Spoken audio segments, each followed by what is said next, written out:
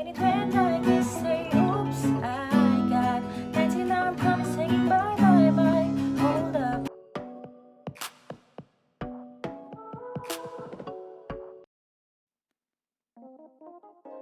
Hi, welcome back to my channel. In this video, tuturuan ko kayo kung paano mag-ganchilyo. And kung bago ka sa akin channel, don't forget to subscribe, give this video a thumbs up, and click the notification bell para ma-notify ka every time na may bago akong upload na video. So tara, turuan ko na kayo. Hi, ang kailangan natin dito ay cotton yarn at 3mm na hook. So kunin na natin yung dulo ng yarn. Ituturo ko rin sa inyo kung paano ilagay yung dulo ng yarn sa mga daliri para mas mabilis kayong matuto at maging komportable sa pag-aaral na mag-ganchilyo. So, sa hindi hintuturo at dito sa gitna.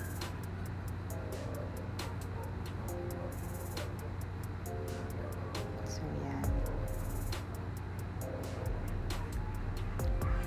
Ulitin din natin para mas magets nyo kung paano ulit nagsimula.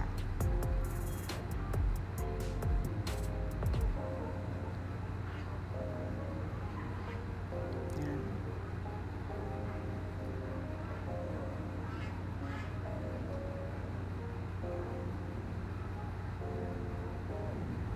Ikot nyo lang siya, then yarn over, pull through.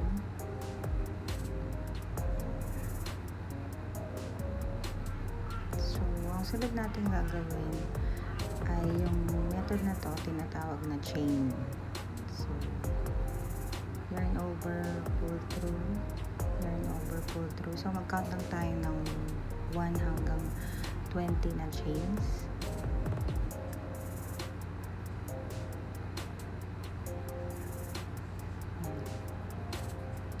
Yung method na to, marami rin pinagagamitan to kagaya ng sa mga bikini tops, hair ng amigurumi, pantali sa wallet, and so on.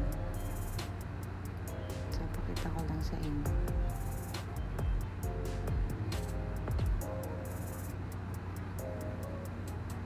Continue ko lang pa.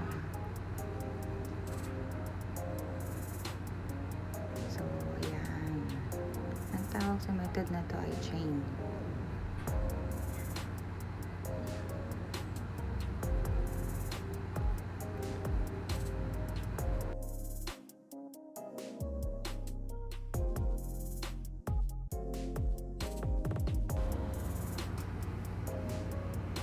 So, yung next nating gagawin na method ay yung double crochet. So, turo ko lang ulit sa inyo.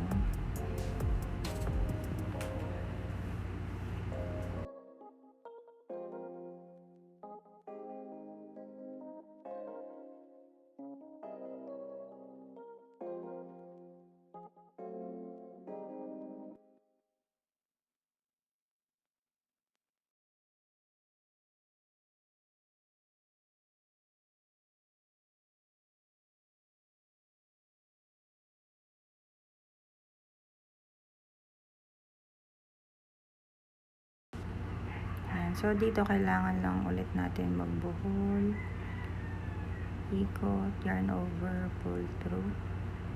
So, yan na yung pinaka tali niya.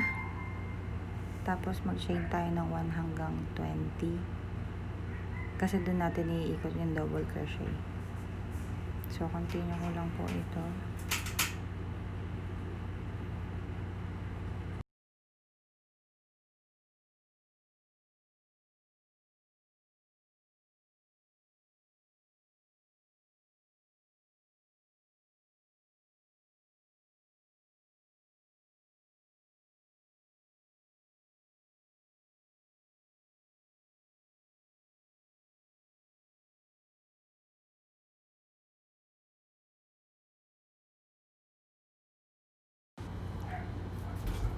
Ayan, so since nandito na tayo sa dulo at gagawa tayo ng double crochet, yung pinakaduli ko, connect natin siya sa pangatlong pabalik.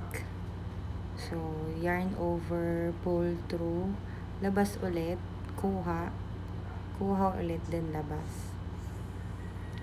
So, papakita ko sa inyo isa-isa kung papaano ko pinasok lahat ng double crochet sa lahat ng chains. Yan. So, ang tawag po sa method na to ay double crochet. Usually, ang project na mga nagagawa dito ay yung mga bikini tops, mga bags, coin purse, yan. So, continue nyo lang po.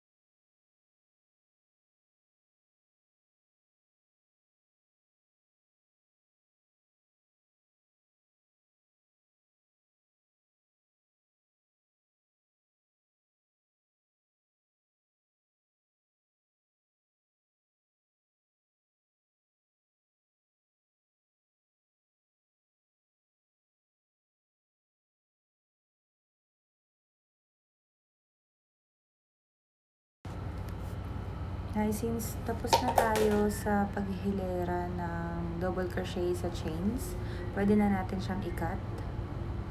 So, this is how I cut it. And iset aside natin kasi ang next na ituturo ko ay single crochet. Yan. So, kuhanin ulit natin yung dulo ng yarn. And gumawa lang ulit tayo ng 25 chains. So, yan. Ikot, kuha, labas. Ulitin lang ulit natin para mas mag-lock siya. So, yan. So, yarn over, pull through, yarn over, pull through, yarn over, pull through. 1 hanggang 25 po yung gagawin natin. Tapos, yun din yung gagawan natin ng single crochet. Kasi yun po yung susunod natin na method.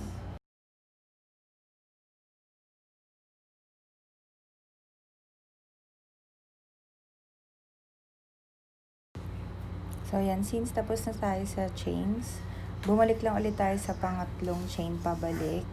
And yarn over, pull through tayo. Yarn over, pull through. Sa lahat ng chains pabalik. So, this method po, ang tawag dito ay single crochet na usually ginagamit siya sa paggawa ng amigurumi, keychains, bag dents, and wallets. Yan.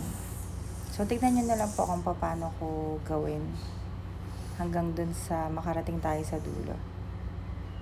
Yarn over, pull through. Kumbaga, ang method na to pasok, labas, tapos kuha, labas. Ganun lang po siya. Hindi siya kagaya ng double crochet. Continue ko lang po.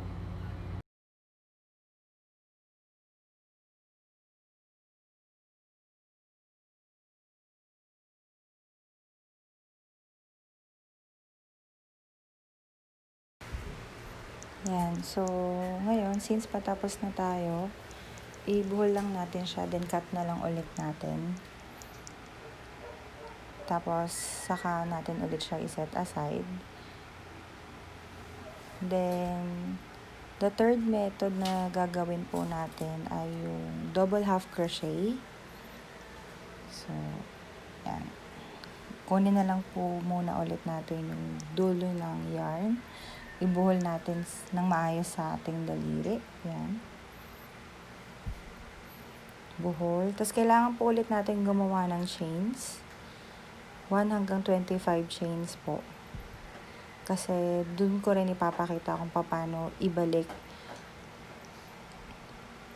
at magawa yung double half crochet po. So, continue lang po natin.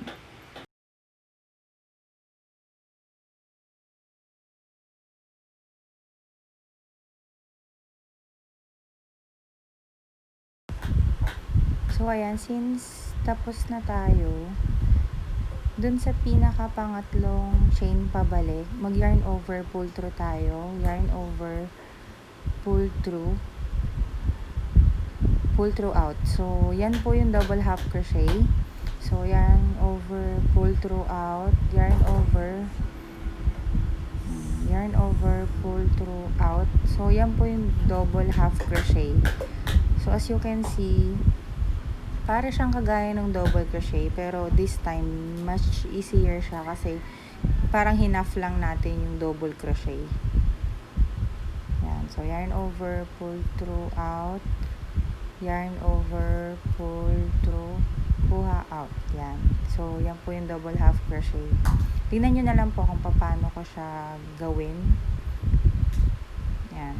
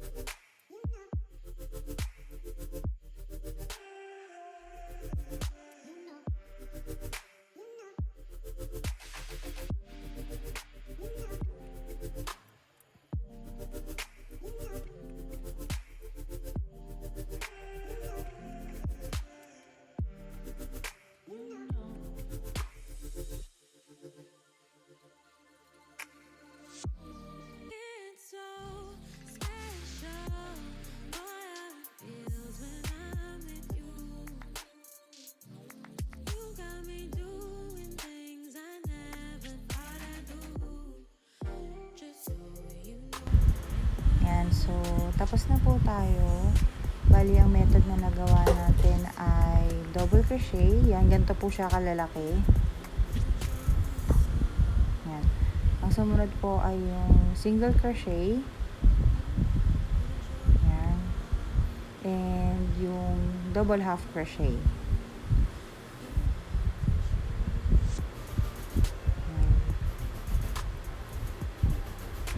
Sana nag-enjoy kayo sa paggawa ko ng video ito.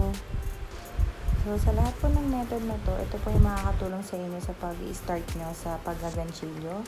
So, please like and subscribe to my channel. Thank you so much for watching.